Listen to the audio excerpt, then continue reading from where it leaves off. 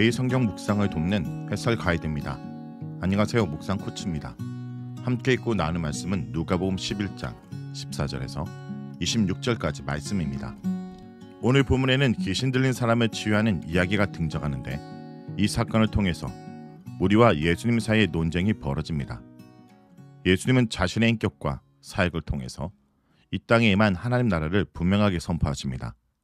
사탄의 나라는 예수님이 가져오신 하나님 나라에 의해서 제압당합니다.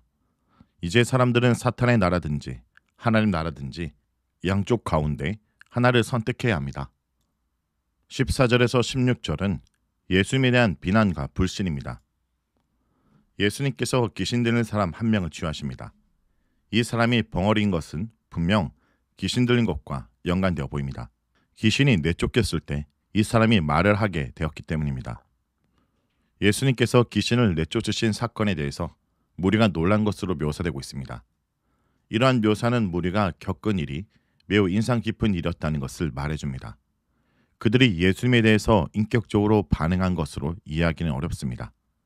뒤에 등장하는 단락에서 무리 가운데 일부는 이러한 능력이 귀신의 힘을 빌린 것이라고 비난하고 있기 때문입니다. 마태복음에서는 본문에 등장하는 고소가 바리새인들에게서 나온 것이라 말하는데 누가복음은 이 고소가 무리 중 일부에게서 나왔다 말합니다. 예수님이 권능을 행해서 귀신을 내쫓고 계시다는 것은 거부할 수 없는 현실입니다. 예수께서 귀신을 내쫓고 계시다는 것은 사실 하나님 나라가 이 땅 가운데 임했다는 것에 대한 증거 가운데 하나로 기능하고 있는데 무리는 이 현상에 대해서 다른 해석을 제시하고 있는 것입니다. 이러한 일이 귀신의 왕인 바알세불의 힘을 빌려서 가능했다고 주장하였습니다. 그들의 고소 내용은 결국 주술에 대한 비난입니다. 이 주술은 공간복음에서 예수님과 유대인과의 논쟁에서 예수님에 대한 비난 제목으로 계속 사용됩니다. 이것은 대단히 심한 비난이었습니다. 주술은 당시의 중범죄였기 때문입니다. 문맥 가운데 예수님에게 적용된 바알세불이라는 단어는 명백히 사탄과 동요로 사용됩니다. 마가복음 3장 22절에도 예수님이 바알세불에 사로잡혀 귀신을 쫓아내셨다고 비난하는 내용이 나옵니다. 심지어 예수님의 가족들도 예수님이 귀신 들렸다고 생각한 것으로 되어 있습니다. 또한 다른 이들은 하늘로부터 오는 표적을 구합니다. 여기서 하늘로부터 오는 표적이란 예수님의 사역이 하나님으로부터 온 것을 증명하라는 요구인데 그것은 그 자체로 아이러니가 아닐 수 없습니다. 귀신을 내쫓는 행위가 이미 예수님께서 하나님 나라를 세우기 위해서 하나님으로부터 보냄받았다는 것에 대한 중요한 증거 가운데 하나이기 때문입니다. 17절에서 23절은 이미 임한 하나님 나라에 대해서 말합니다. 예수님은 무리의 논리 뒤에 자리 잡고 있는 우매한 부분을 지적하십니다. 두 가지 논점을 가지고 무리의 질문에 답하십니다.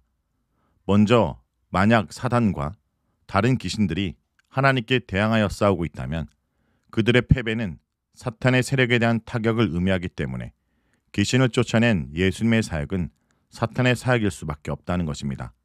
쉽게 말해서 이러한 행위는 자살행위가 된다는 것입니다. 이것은 매우 논리적 설명입니다. 또한 본문에 등장하는 표현은 예수님이 악한 영들의 실제와 그 연합된 힘을 인지하고 계셨다는 것을 보여줍니다. 하나님 나라뿐만 아니라 사탄의 나라도 있습니다. 이 단락은 예수님의 사역에 바로 이 두 세력에 치명적인 갈등이 있다는 것을 보여줍니다. 19절에서 20절은 두 번째 논점과 예수님 안에 임한 하나님 나라입니다. 두 번째 논점은 귀신을 쫓아내는 유대인들과 관련이 있습니다. 유대 전통에서 귀신을 쫓아내는 사역이 실제적이면서도 효과가 있었고 당시의 유대인들도 이 귀신 쫓는 사역을 인정했습니다.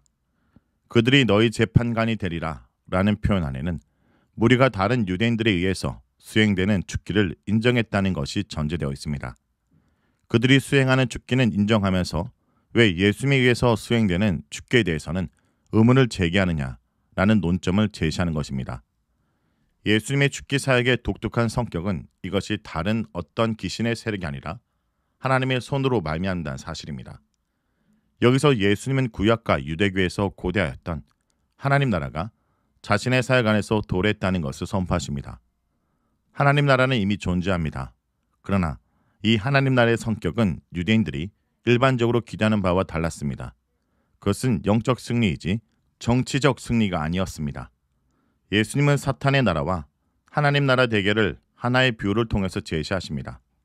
이곳에 등장하는 강한 자라는 표현은 사탄을 의미하는 것이고 예수님은 더 강한 자로 제시됩니다. 21절에 등장하는 강한 자는 자신의 집을 잘 지키고 그 소유를 잘 관리하는 것으로 묘사됩니다. 이렇듯 견고한 자는 뒤에 등장하는 더 강한 자에 의해서 여지없이 무너지게 됩니다. 예수님은 강한 자에 대한 직접적인 공격을 통해 사탄의 나라를 멸하십니다. 여기서 재물은 이 비유 안에서 고대 사회의 약탈품을 지칭합니다. 사탄에 대한 결박은 유대 묵시 사상의 특징입니다. 또한 기독교 종말론의 한 부분이기도 합니다. 따라서 이곳에 묘사된 무장해제와 약탈은 포괄적 비유의 일부분으로서 사탄의 나라가 예수님의 사역과 인격 안에 임한 하나님 나라 앞에서 힘을 상실하는 모습을 회화적으로 그려주고 있는 비유입니다. 사탄은 예수님의 구원 사역에 나타난 하나님 나라 도래 앞에 힘을 잃습니다. 예수님이 귀신을 쫓아내는 사역은 단순히 이적 자체에 관심이 있는 것이 아니라 사역을 통해서 하나님 나라 통치가 확대되고 있는 것을 알리는 것입니다. 뒤이어 등장하는 이미지는 전투 이미지를 반영한 것인데 고대 전투에서 중립지대가 없음을 암시하는 편입니다.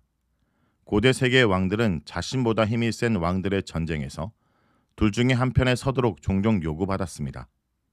예수님께서는 그 이미지를 활용해서 자신 편에 서지 않는 자들을 사탄의 편에 선 자로 간주하십니다. 따라서 이 논쟁에서 중립지대는 근본적으로 불가능합니다.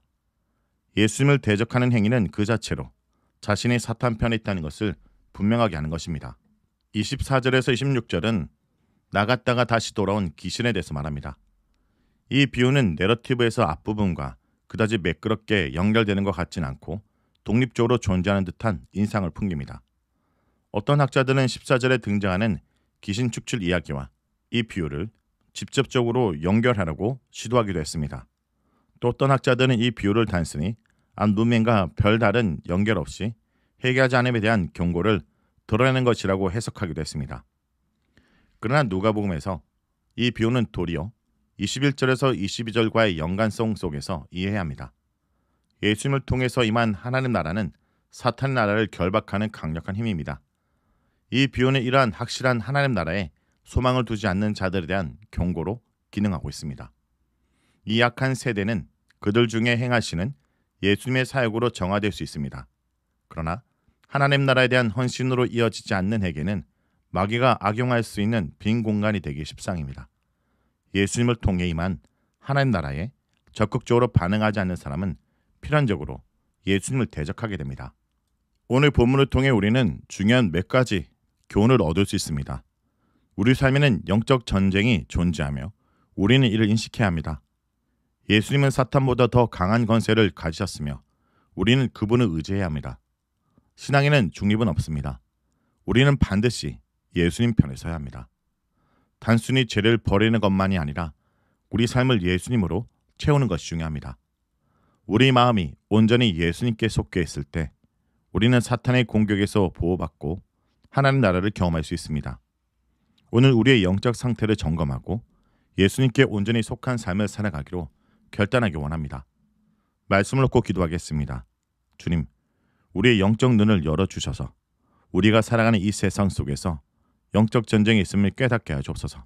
우리는 종종 문제의 본질을 보지 못하고 세상의 방식으로 해결하려고 합니다. 그러나 예수님께서 이미 승리하셨음을 믿습니다. 주님, 우리의 마음을 예수님으로 가득 채우게 하시고 죄에서 떠나 하나님 나라를 경험케 하여 주옵소서. 예수님의 이름으로 기도합니다.